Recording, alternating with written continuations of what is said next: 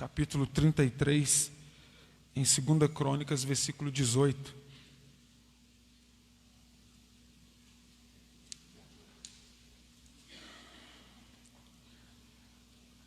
Quem achou, diga amém. Quanto aos mais atos de Manassés e a sua oração ao seu Deus e as palavras dos videntes, algumas traduções está profetas, que também era a mesma função, que lhe falaram no nome do Senhor, Deus de Israel, eis que estão escritos na história dos reis de Israel. Quanto aos mais atos de Manassés e a sua oração ao Senhor, ao Deus, e as palavras dos videntes que lhe falaram no nome do Senhor, Deus de Israel, eis que estão escritos na história dos reis de Israel. Amém? Pode se sentar. Gostaria que você ficasse com a Bíblia aberta nesse texto da palavra do Senhor.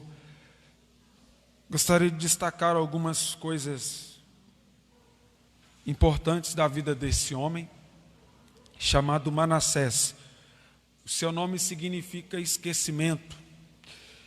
E diante dessa proposta que a Bíblia nos mostra a respeito de Manassés, ele vai viver um período muito crítico, depois ele vai alcançar a redenção. Então, há no mínimo 3 coisas que eu quero destacar, basicamente, na vida de Manassés, que é o declínio moral e espiritual, primeiro ponto. O segundo ponto, as consequências do declínio moral e espiritual. E em terceiro lugar, o arrependimento e a sua restauração. Então, o primeiro ponto, nós vamos falar sobre o declínio moral e espiritual de Manassés. No segundo ponto, nós vamos falar sobre as consequências que ele viveu.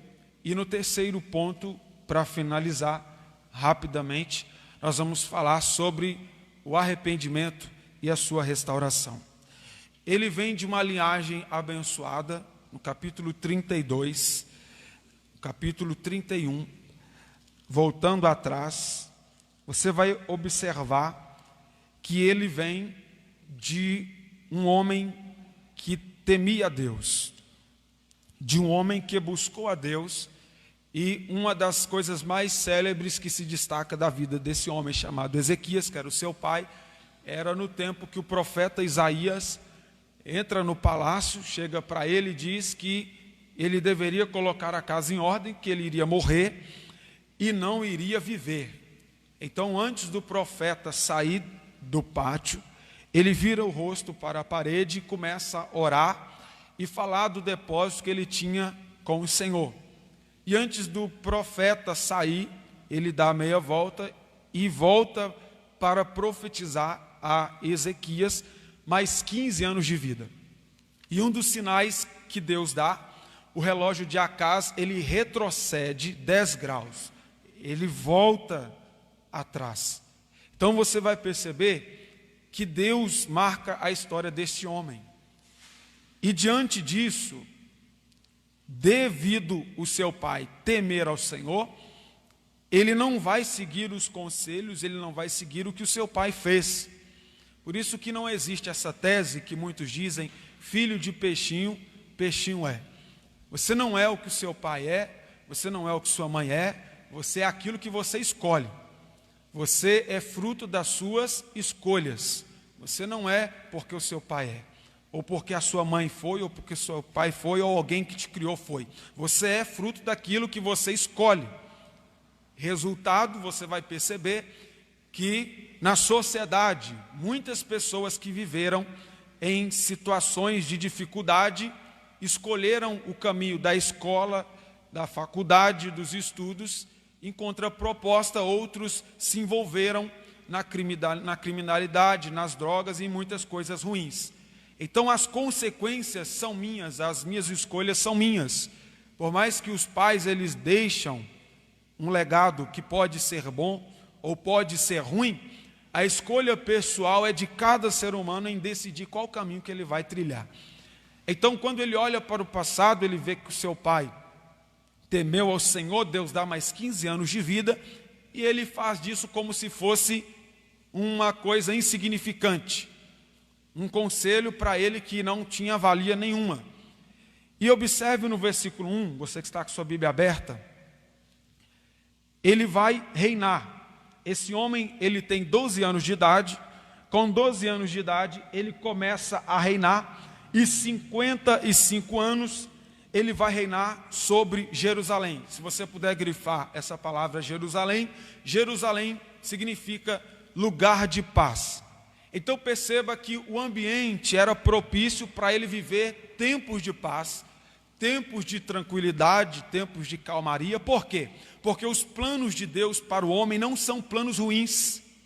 Os planos de Deus para qualquer ser humano que exista ou existiu nessa sociedade, não é para que ele vivesse ou viva nesse tempo presente coisas ruins. Pelo contrário, o plano de Deus para o homem é caminhos bons, é caminhos que geram felicidade, não só terrenamente, mas futuramente, espiritualmente falando, nas promessas de Deus. Então, por isso que o proverbista ele foi tão sucinto em dizer algo muito fantástico. Há caminho que para o homem parece ser bom, até aí está tudo bem, mas aí ele coloca o porém, o fim deles são de morte. Na concepção, o homem leva o caminho que ele acha ser melhor para ele, e existe uma grande preocupação nessa questão de quando a pessoa leva a sua vida do seu jeito. Você já viu alguém dizer, a vida é minha, eu faço dela o que eu bem entender, não tenho satisfação a ninguém? Só que cada ser humano que existe ou existiu nessa terra, ele vai dar conta da sua vida a Deus. A Bíblia diz, o espírito, o pó volte ao pó de onde veio, e o espírito volte a Deus, a quem o deu.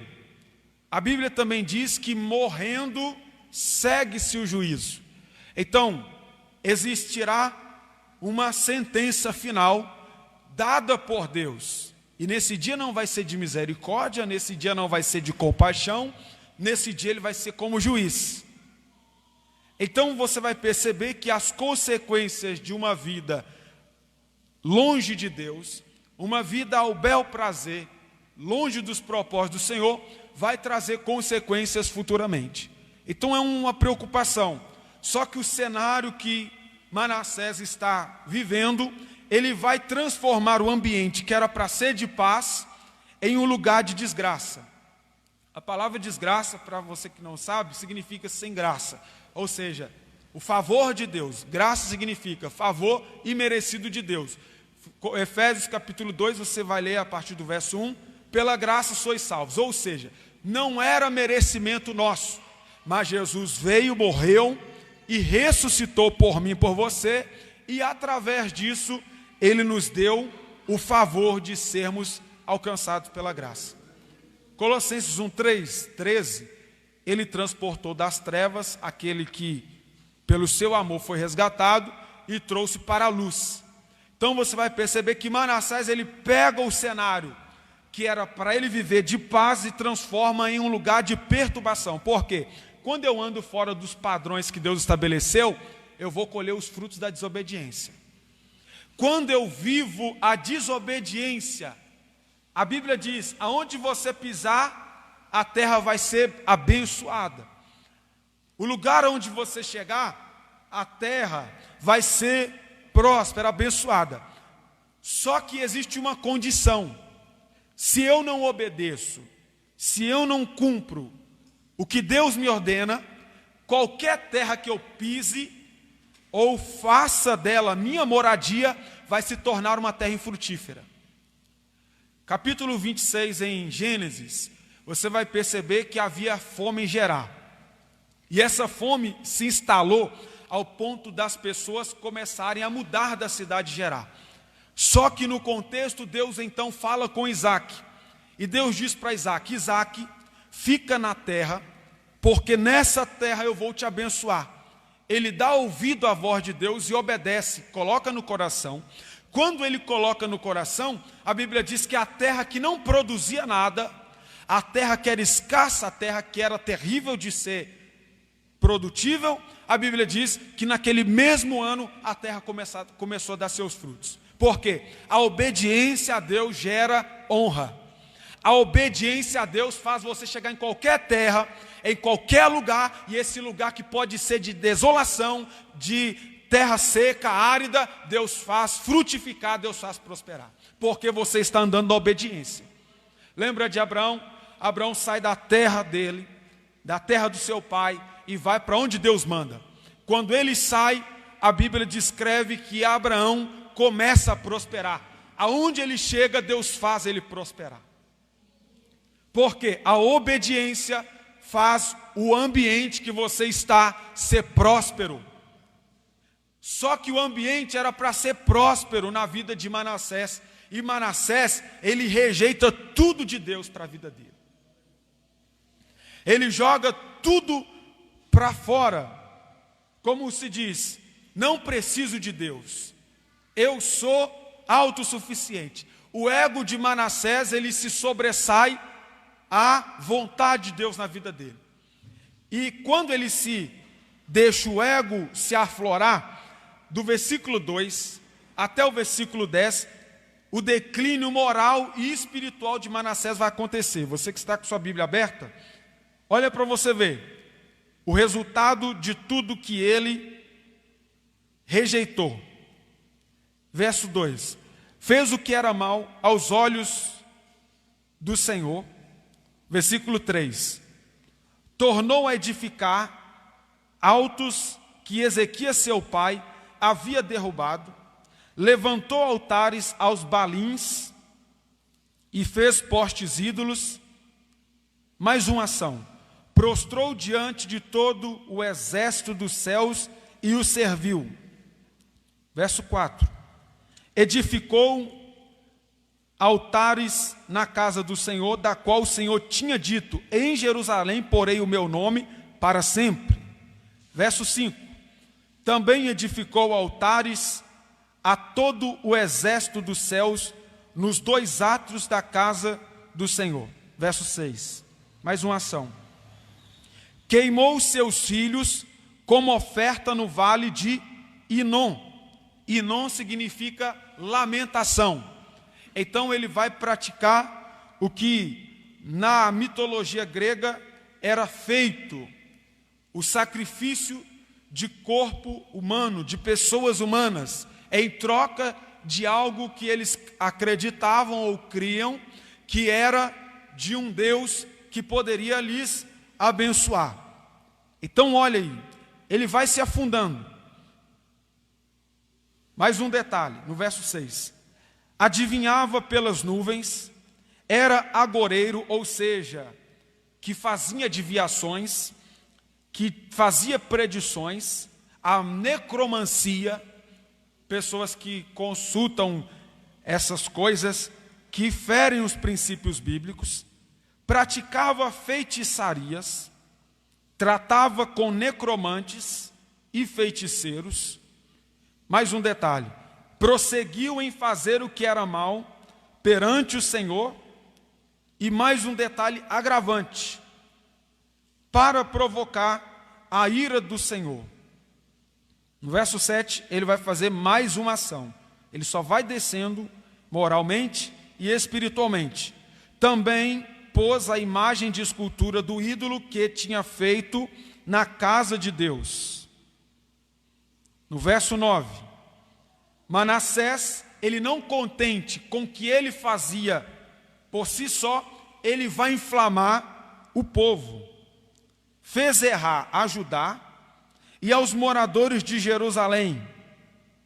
Mais um detalhe: fizeram pior do que as nações que o Senhor tinha destruído, que diante dos filhos de Israel tinha feito. Quando ele faz todas essas coisas, o verso 10 e aí é o checkmate de toda a história. Falou o Senhor a Manassés e ao seu povo, porém não lhe deram ouvidos. Gálatas capítulo 6, se você quiser grifar na sua Bíblia, é um texto bastante conhecido.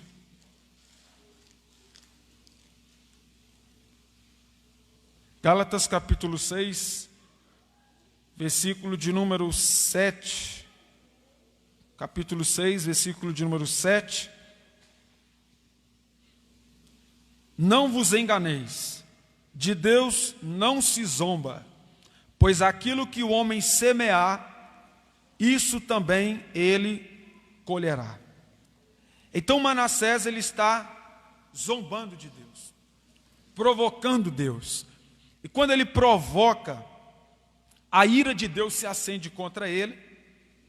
E no segundo ponto, ele vai colher as consequências de tudo que ele semeou, de tudo que ele plantou. No verso de número 11, vem a consequência.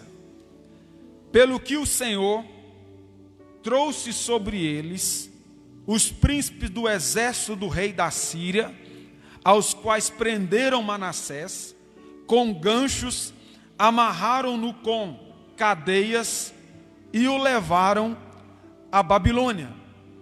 Então tira ele do cenário de paz que era para ele viver, mas pelo seu fruto, pela sua semeadura, melhor dizendo, ele vai colher o fruto da injustiça. E ele desconfigura tudo, e agora aquele que era para ser livre, ele se torna escravo. Aquele que era para governar, ele agora está sendo sujeito às vontades do rei da Síria e se curva diante da Babilônia, que é uma tipologia de Satanás e o seu governo. Assim é o homem sem Deus. Deus escolhe ele para ser filho, mas ele prefere ser criatura. E tem muita gente achando que todo mundo é filho de Deus, e é uma coisa que não é. Só é filho de Deus aquele que aceita Jesus como seu único e suficiente Salvador. Só se torna filho aquele que entende que Deus é o Pai. Mas para que Deus seja o Pai, eu tenho que confessar o Filho, porque se o Filho morreu, eu tenho acesso ao Pai.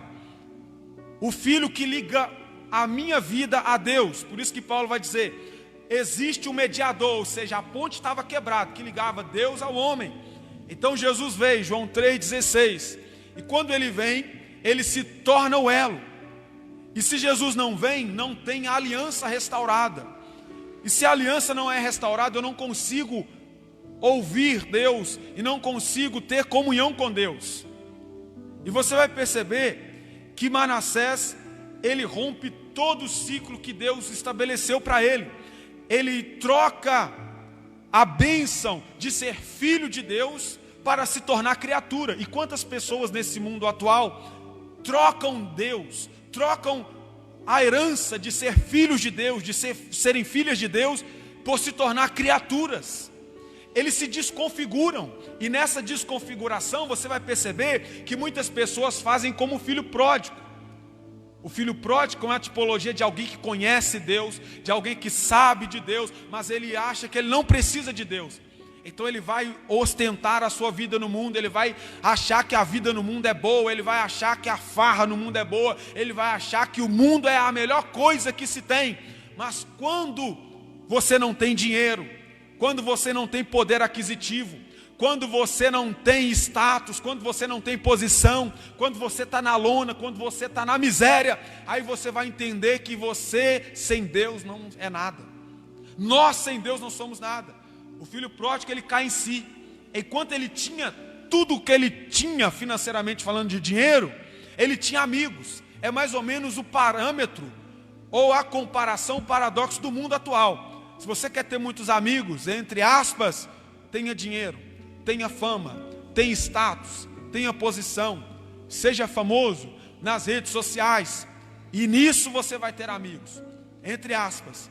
Mas quando você está na miséria, quando você estiver na lona, você vai conhecer que na verdade você não tinha amigos, você tinha pessoas que só usufruíam daquilo que você tinha. E o filho pródigo, ele cai nesse lamaçal, que eu comparo a uma areia movediça.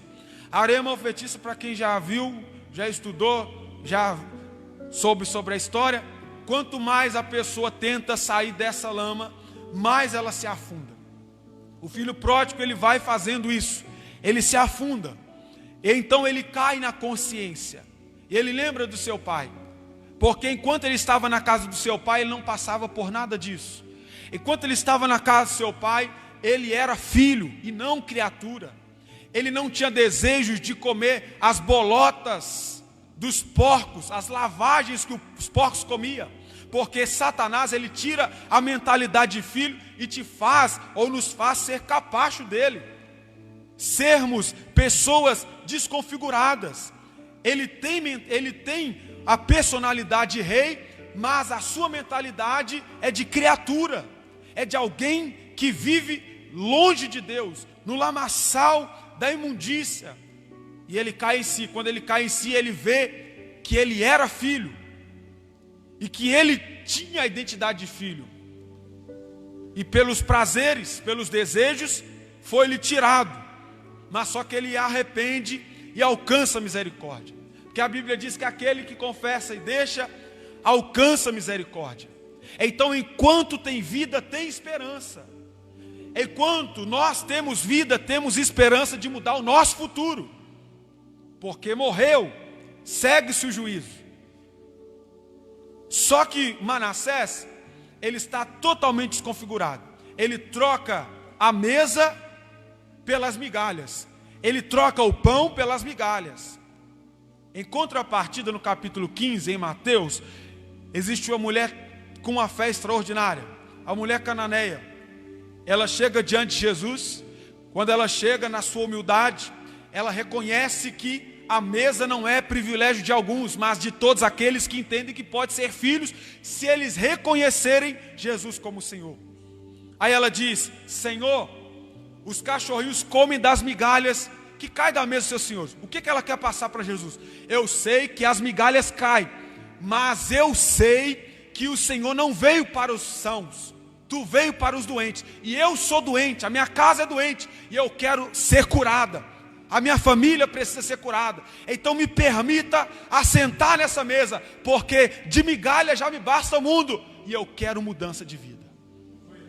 Aí Jesus disse: grande é a tua fé, mulher, seja feita para como tu desejas. Ou seja, entre para a mesa e desfrute desse pão. Só que Manassés, ele cai na Babilônia, se torna escravo, e a consequência de Satanás é te dar com uma mão e tomar com as duas. Pelo contrário, é Deus. Deus te dá e não toma, porque a Bíblia diz: as bênçãos de Deus, elas vão enriquecer, multiplicar, e não vão trazer dores. Satanás te dá e toma, Satanás dá e toma, Deus dá e multiplica, Deus dá e prospera, Deus dá e aumenta. Por isso que a Bíblia diz, Jó vai dizer, eu gosto muito desse versículo, Jó capítulo de número 8, se você quiser grifar em sua Bíblia, Jó capítulo de número 8, versículo de número 7, o teu primeiro estado, na verdade, terá sido pequeno, mas o teu último estado crescerá sobremaneira. Todas as pessoas que viveram uma vida com Deus, você pode pegar, estude a Bíblia, começaram pequenas, mas terminaram grandes. Porque o que Deus tem para fazer na sua vida, na minha vida, na nossa vida, são coisas grandes, firmes, ocultas, que ainda não sabes. O seu sonho pode ser pequeno, a sua chamada pode começar pequena, mas ela nunca vai terminar pequena, ela sempre crescerá, ela sempre aumentará, porque Deus é um Deus de coisas grandes. Só que Manassés, ele vive as consequências. E para finalizar agora, eu quero falar do arrependimento e da sua restauração. Quando ele cai em si,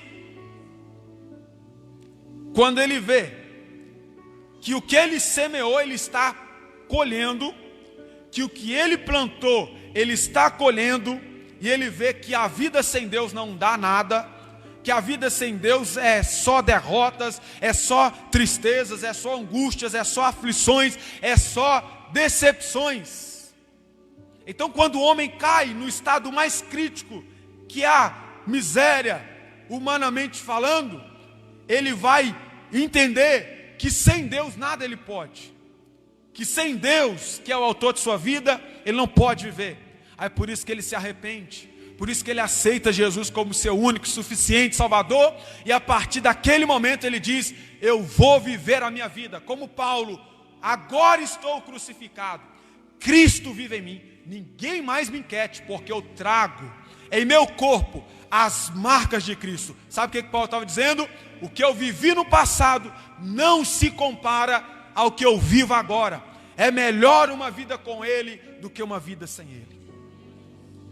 E no terceiro ponto, para nós finalizarmos, do versículo 12 ao versículo 20, ele vai se arrepender, e nesse arrependimento Deus vai trazer a sua restauração. Verso de número 12. Ele angustiado. Então veja que o estado dele é deplorável. Ele está angustiado. Outro detalhe: suplicou deveras ao Senhor, ou seja, começou a se derramar diante do Senhor. Suas súplicas eram orações contidas de lágrimas. Mais uma ação. No verso 12, na parte C do versículo: muito se humilhou perante o Senhor, o Deus de seus pais. No verso de número 13, ele continua intensificando o seu estado de opróbrio, de miserabilidade, de alguém que reconhece que ele não é nada sem Deus. No 13, ele fez uma oração. E ele continua no verso 13: Deus se tornou favorável para com ele. Por quê? Porque todo aquele que se achega a ele, de maneira nenhuma ele lança fora. O homem pode ser o mais miserável, a sociedade pode achar ele o mais desprezível e indigno, mas se ele se arrepender, ele vai alcançar o favor de Deus. Por isso que você não pode descrer de ninguém dessa terra. Por isso que nós não podemos achar ninguém indigno de ser acessível a Deus. Porque se Deus nos libertou, se Deus nos alcançou, Ele pode alcançar as pessoas que estão na nossa volta. Ele pode alcançar as pessoas que você convive. Isso aqui é um alento para a nossa alma. Se Deus te transformou, se Deus te mudou, Ele pode mudar alguém da sua casa, Ele pode mudar alguém da sua família, Ele pode mudar pessoas que você convive. Ainda que o mundo diga, não é digno, não merecem, não podem, mas pouco importa. O importante é o que Deus quer. E para muitos, Manassés não merecia, porque ele zomba de Deus, ele provoca a ira de Deus, mas Deus leva ele lá no mais fundo do poço, para ele entender que sem Deus ele não é nada. Nabucodonosor, Herodes, melhor dizendo, por que Herodes morreu? Morreu com medo de bicho, porque não deu glória a Deus. Ele achava o prepotente, ele achava o poderoso, porque o seu reino era tremendo, gigantesco, mas porque ele não deu glórias a Deus, ele morreu com medo de bicho.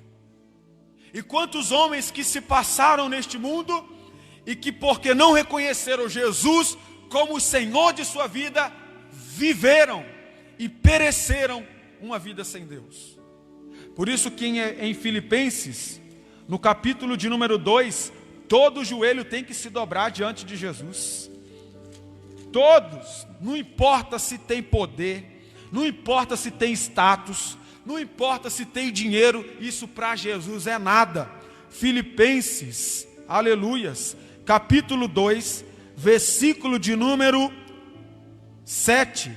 Antes, a si mesmo se esvaziou, assumindo a forma de servo, tornando-se semelhante a homens e reconhecido em figura humana, a si mesmo se humilhou, tornando-se obediente até a morte e morte de cruz, pelo que Deus Pai o exaltou soberanamente e lhe deu um nome que está acima de comunidade Hebron, está acima de Washington, está acima de qualquer pastor, apóstolo, bispo, seja lá o que for, profeta.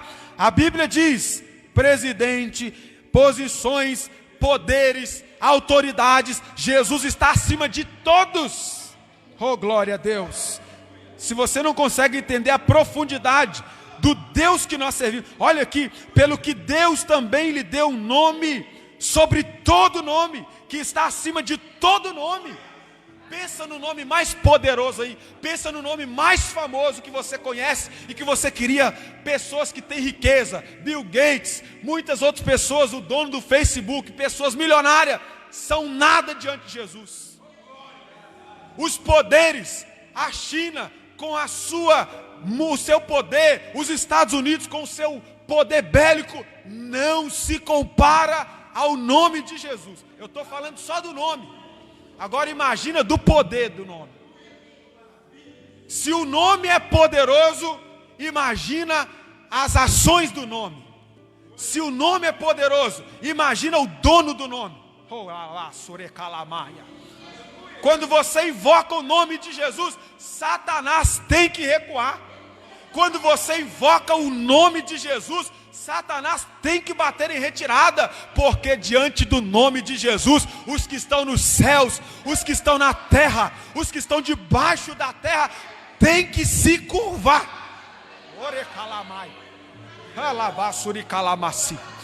Se só de você chamar filho de Davi, tem compaixão de mim, ele para e te escuta. Agora imagina você tendo intimidade com ele. Agora imagina você sentindo a presença dele na sua vida. Isso é poderoso. Deus lhe deu um nome, porque o nome de Jesus é poderoso. E Manassés, com toda a sua prepotência, tem que se curvar. Ninguém vai passar ileso. As pessoas que zombam de Deus, as pessoas que caçoam do nome de Deus, de Jesus. Você viu aí no carnaval a festa da carnalidade, da zombaria explícita. O movimento LGBT, os ativistas que zombam da fé e de Jesus, um dia prestarão conta. Porque de Deus ninguém zomba, de Deus ninguém se escarnece. Lembra do Titanic? Falavam que ninguém, nem Deus afundava.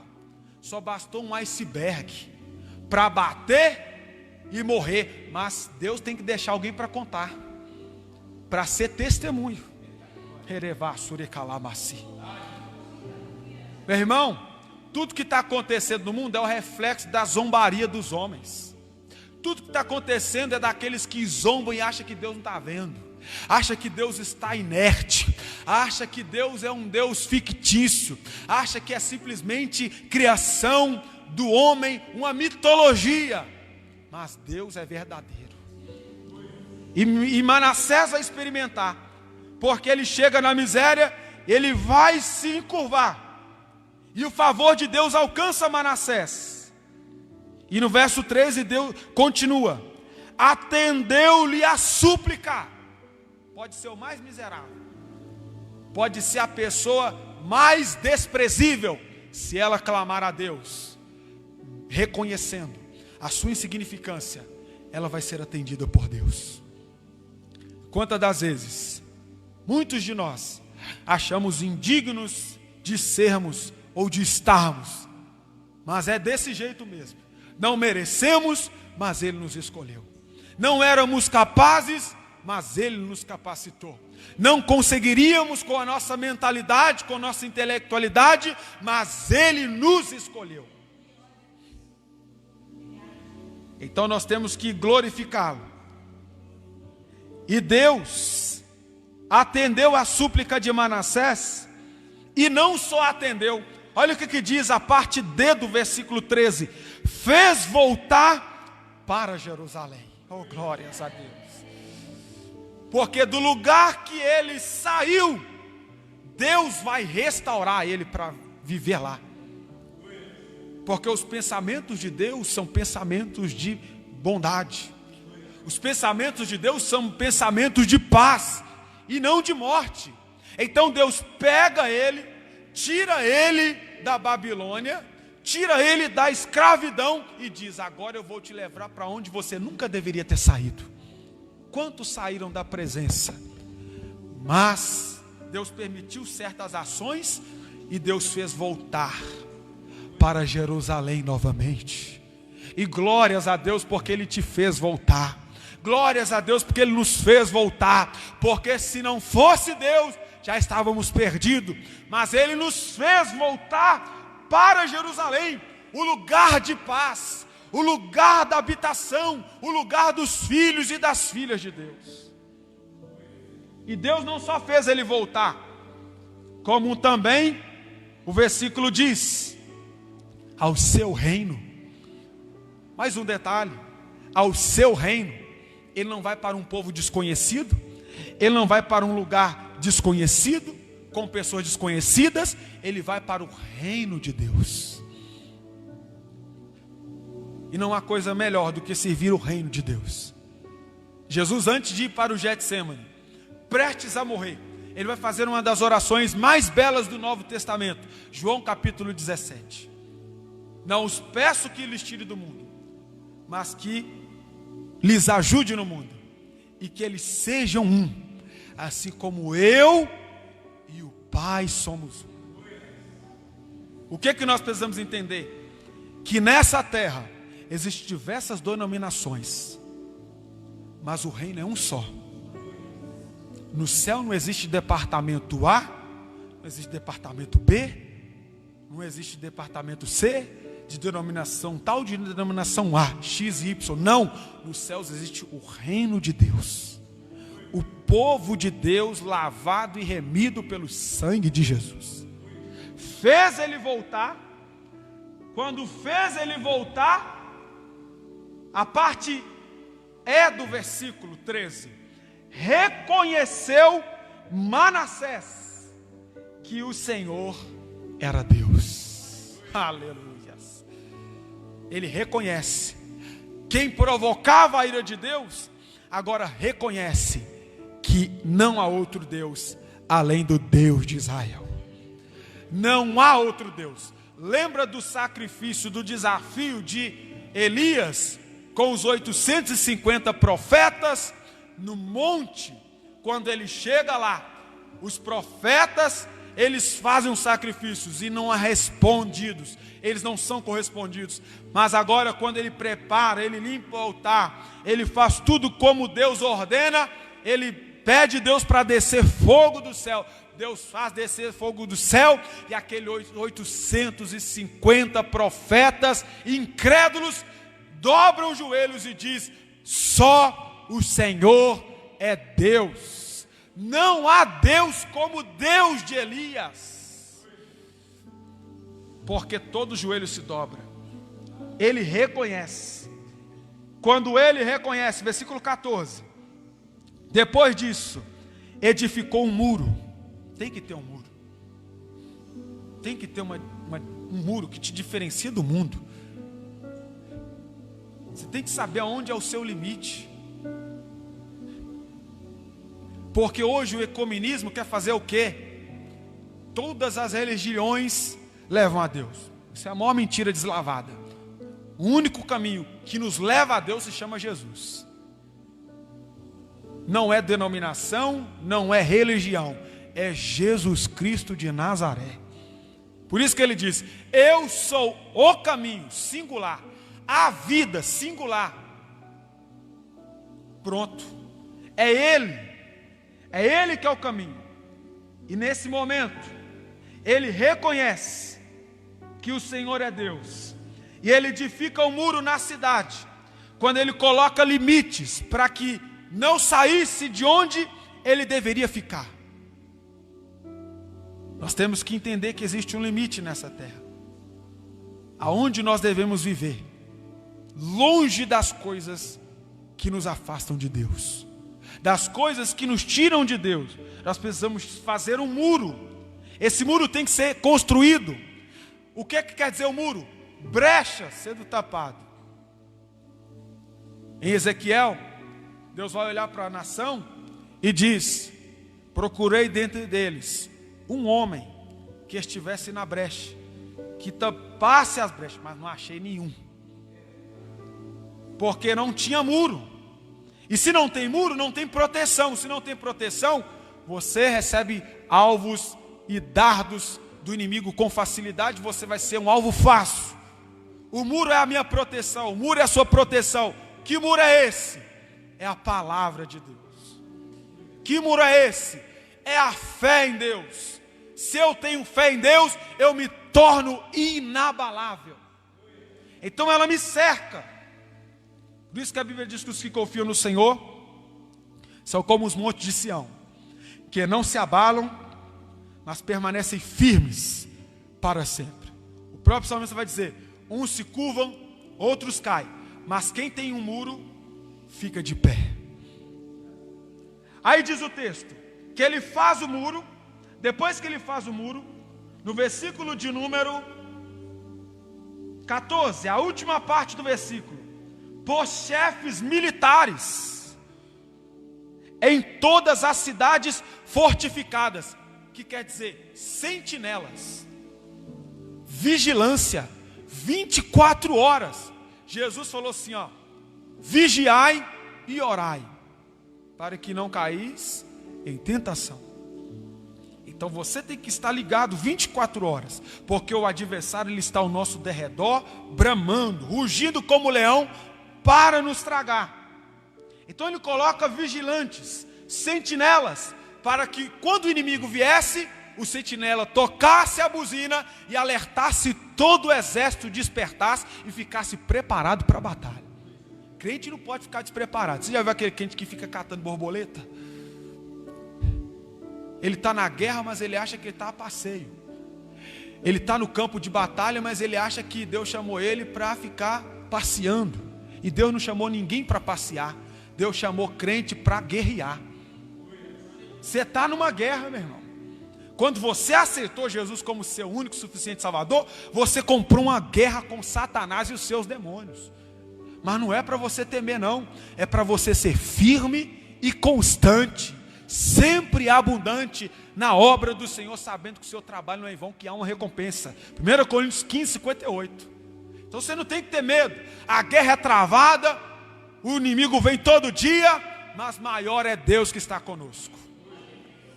E não há o que temer. Ele virá por um caminho, mas por 7 ele vai bater em retirada. Por quê? Porque você está ligado, você está conectado no céu, você não vai dar vazão para o inimigo vir e fazer arruaça. Então tem que ter vigilância, está ligado, você está numa guerra. Coloque isso na sua mente, no seu coração. Você está numa guerra e Satanás quer fazer você uma pessoa displicente, achar que você não está em uma guerra, achar que você está na terra sem propósito. Por isso que você vê muitos fracos e doentes, porque acha que a vida com Deus é um hobby.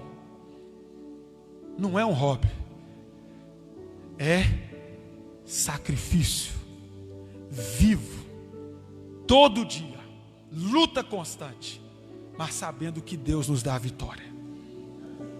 Então você tem que colocar na sua mente nessa noite que você está numa luta travada e Satanás não quer deixar você chegar aonde Deus estabeleceu, que é na coroa da vida eterna. Você alcançar a coroa da vida eterna, ele quer te tomar. E Manassés ele faz chefes, ele coloca vigilantes. No versículo 15, olha o que diz o texto: tirou da casa do Senhor os deuses estranhos e o ídolo. Aquilo que eu me apego mais do que a Deus se torna um ídolo. aquilo que me impede de adorar a Deus se torna um ídolo. Aquilo que me impede de cultuar a Deus se torna uma estátua de fundição para a minha vida. Tem pessoas que colocam o seu trabalho como impedimento para adorar a Deus. É um ídolo. Tem pessoas que colocam o filho como impedimento para adorar a Deus. É uma estátua que precisa ter tirado. Tem pessoas que colocam tantas coisas, dinheiro, poder, fama, como impedimento para adorar a Deus. Na verdade são os ídolos, os balins que eles têm. E se não tira os balins, Deus não opera. Aí ele faz o quê? Ele vai lá na casa do Senhor, onde ele tinha colocado os postes ídolos, e arranca todos eles. Isso aí não é Deus que faz, não, é nós que fazemos. Você sabe o que é impedimento para você adorar a Deus. Você sabe o que é empecilho para você ter uma intimidade mais profunda com Deus. Você sabe daquilo que te impede de ser mais profundo com Deus, daquilo que te faz buscar a Deus. Você sabe, e você que tem que tirar, não é Deus que vai tirar. Ele colocou, ele que tira. O que é de Deus, Deus faz a sua parte. Mas o que é do homem, homem que tem que fazer. E quando ele tira, a Bíblia diz: como também os altares que edificou no monte da casa do Senhor e em Jerusalém, e lançou-os fora da cidade. Não pode ter dubiedade, não pode ter mistura. O que é de Deus é de Deus, o que é do mundo é do mundo. Tem que ter separação. Se você quer ter uma vida com Deus, tem que ter mudança. Se você quer ter um relacionamento com Deus, tem que ter mudança de vida. As pessoas têm que ver que a sua vida foi mudada, porque se as pessoas não verem mudança na sua vida, elas não crerão. Elas só vão crer porque viram mudança na vida de alguém. Deus transformando, Deus libertando. Então ele tira. No verso 16, ele restaurou o altar do Senhor. E nesses últimos dias, é necessário fazer como Manassés, restaurar o altar do Senhor. O que quer dizer? É entender que Deus é o centro da nossa vida. Deus é o centro. E se Deus é o centro, eu não posso barganhar, colocar Deus em parâmetros iguais ao que eu penso que pode ser comparado. Deus é incomparável. O altar de Deus tem que estar acima de todos. O primeiro mandamento é esse: amar a Deus acima de qualquer coisa. Deus tem que ser amado acima de qualquer coisa. Ele restaura o altar como quem diz: agora eu amo a Deus acima de qualquer coisa.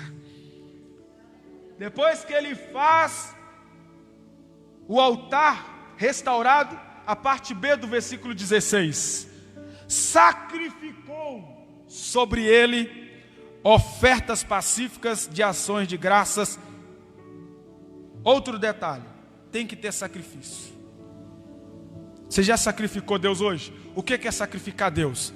O seu louvor, a sua glorificação a Ele. Você já agradeceu a Deus por você estar vivo nessa noite? Você já agradeceu por você estar de pé, por você estar respirando? Quantas pessoas morreram hoje? Quantas pessoas estão acamadas, enfermas, com estados críticos, prestes à morte? Você está respirando, você está com saúde, você saiu da sua casa, chegou até na casa do Senhor, sem nenhum mal te acontecer. Você tem muito mais motivo para agradecer do que murmurar. E ele então faz sacrifícios. Quando ele faz sacrifício, ele põe uma ordem na parte C do versículo: ordenou a Judá que viesse ao Senhor, Deus de Israel. Porque agora ele vai usar a autoridade que Deus deu ele, para que através do que ele professa como fé, as pessoas creiam no Deus de Israel. Se coloca de pé.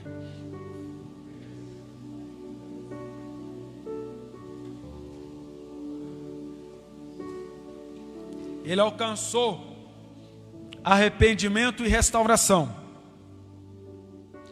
porque Ele fez coisas que pessoas não queriam fazer.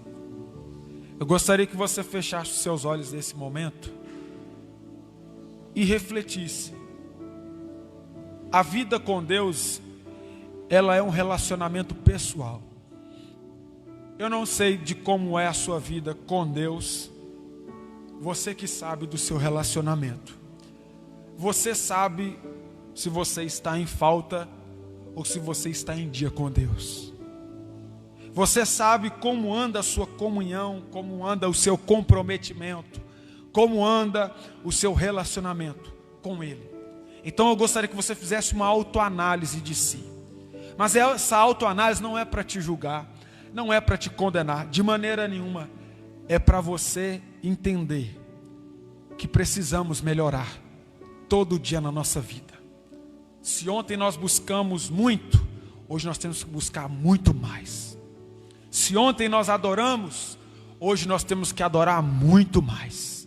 Se ontem nós fizemos coisas maravilhosas para Deus, hoje nós precisamos fazer muito mais do que fizemos ontem.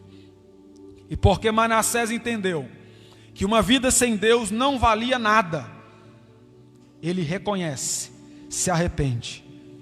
Eu gostaria que você orasse nesse momento. E eu termino dizendo 2 versículos, para você nunca mais esquecer. Enquanto o Espírito de Deus vai ministrando sobre sua vida nesta noite de domingo. Miqueias, capítulo de número 7, versículo 19 e 20. Quem é o Deus? Quem é, ó Deus, semelhante a ti, que perdoas a iniquidade e te esquece da transgressão do restante da tua herança? Ó Senhor, não retém a sua ira para sempre, porque tem prazer na misericórdia.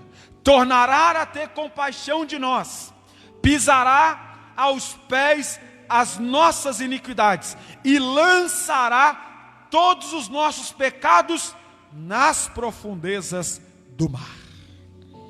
E eu concluo dizendo Isaías 43, verso de número 25, para você nunca mais esquecer. Eu mesmo, sou eu que apago as tuas transgressões, por amor de mim, e dos teus pecados não me lembro mais. Ore nesse momento. Abra os seus lábios e fale com Deus. É o seu momento. Talvez o mundo te condena, as pessoas te condenam, mas Manassés entendeu que enquanto ele tinha vida, tinha esperança para ele ser restaurado. E ele foi restaurado porque ele arrependeu. E Deus apagou todas aquelas coisas que ele tinha cometido no passado e fez ele uma nova criatura, lhe fez filho do Senhor. Ore nesse momento, ore nesta hora, abra os seus lábios. Talvez você se sente indigno, mas Deus está dizendo, se você entender que a minha misericórdia te alcança, hoje eu apago as tuas transgressões e faço nova todas as coisas. Pai, em nome de Jesus, teus filhos e filhas, pessoas que nos assistem, nesta noite oram, Senhor, são sinceros, porque Tu conheces o interior, Tu conheces os pensamentos, Tu sonda os corações, e nesta noite, Pai, vidas se derramam diante da Tua presença, entendendo que sem Ti nada podem, sem Ti não vale viver, sem Ti não tem significância a vida, não faz sentido, mas, ó Pai, reconhecem que precisam do Senhor, mesmo com as fragilidades, mesmo com os erros. Pai, Deus, o Senhor é aquele que perdoa, o Senhor é aquele que alcança, o Senhor é aquele que move no impossível, o Senhor é o Deus que apaga as transgressões. Como diz a tua palavra, quem intentará acusação contra os eleitos de Deus? É Deus quem os justifica. Quem os condenará? É Cristo Jesus que morreu, ou antes que ressuscitou, o qual está à direita de Deus Pai e intercede por nós. Pai, o teu Filho Jesus intercede por essa vida que clama agora. Eremai, orevasore calabasi. Alamai, eremacole suricanto, oremai. Ele marabassurimai. Abra sua boca nessa noite. Se você se acha indigno, se você se acha desprezível, Jesus, Ele te ama. Jesus, Ele te ama. Jesus, Ele te ama. Ele morreu, Ele ressuscitou por mim, por você, e tem um plano na tua vida. Ore nessa noite. Ele marabassurimai. Ore nessa noite, porque o Espírito de Deus está aqui. Ore nesta noite, porque a graça do Calvário está aqui nessa noite. Ore neste momento, porque o poder do sangue de Jesus te liberta da lei, do pecado e da morte. Você é livre. Livre. Livre. Livre. Livre. Ele é marabassuribar. Ele é calabassuri, calabacire, calamaia. Você é livre. Nenhuma condenação há para os que estão em Cristo Jesus. Nenhuma condenação há. Nenhuma condenação há. Nenhuma condenação há. Receba o poder do sangue de Jesus nessa noite. Receba o poder do sangue do Calvário que verteu na cruz por mim, por você. Condenação de Satanás para Manassés era: você vai morrer nessa situação, você vai morrer nessa miséria, Manassés, você vai morrer escravo na Babilônia, você vai morrer, Manassés, nessa vida de desgraça, de desolação, de problemas, de infelicidade. Mas ele reconheceu que nos céus existe um Pai, autor e consumador da fé, da vida. Ele reconheceu o Deus dos patriarcas, ele reconheceu o Deus do seu pai Ezequias, ele reconheceu o Deus de Abraão, de Isaac e de Jacó. Ele reconheceu que eles não eram dignos, mas através da obra redentora eles se tornaram filhos. E clamou, e clamou, e clamou, e clamou, e clamou, orou, prostrou, se humilhou. Fale com ele, porque ele vai te atender.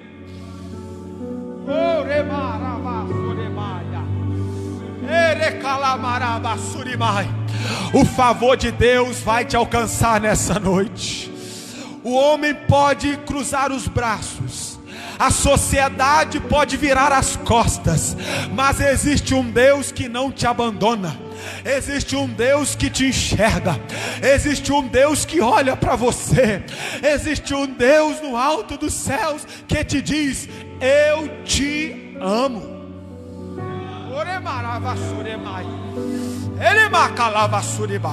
Sinta o amor de Jesus desta noite. Sinta o amor de Jesus. Você não está sozinho. É mentira que você é um plano errado dos seus pais. É mentira que você nasceu para dar errado. É mentira que você é um zero à esquerda. Não, não, não. Você foi comprado. Você foi comprada pelo sangue de Jesus na cruz do Calvário. Ele te ama. Ele é maravilhoso. Ele é calabassurima. Pai, manifesta o seu amor sobre essas vidas. Abrace vidas aqui. Deus, orema, ele calabassurema. Pegue em seus braços nessa noite. Porque quando pensamos que estamos fracos, que aí é que estamos fortes. Porque o poder do Senhor se aperfeiçoa em nossas fraquezas.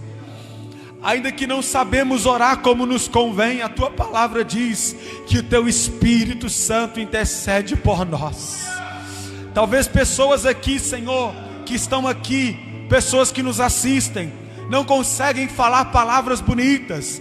Pouco importa, Senhor, Tu conheces a sinceridade. Ainda que na singela pureza de coração, simples palavras, o Senhor alcança.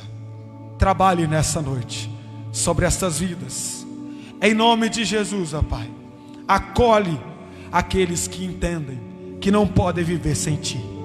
Abrace aqueles que entendem que não podem viver sem Ti. Já tentaram viver sem o Senhor, já tentaram desfrutar de uma vida sem o Senhor, mas viveram frustrados, decepcionados, ó Deus, e reconhecem que somente Tu és aquele que não nos abandona, aquele que não nos decepciona.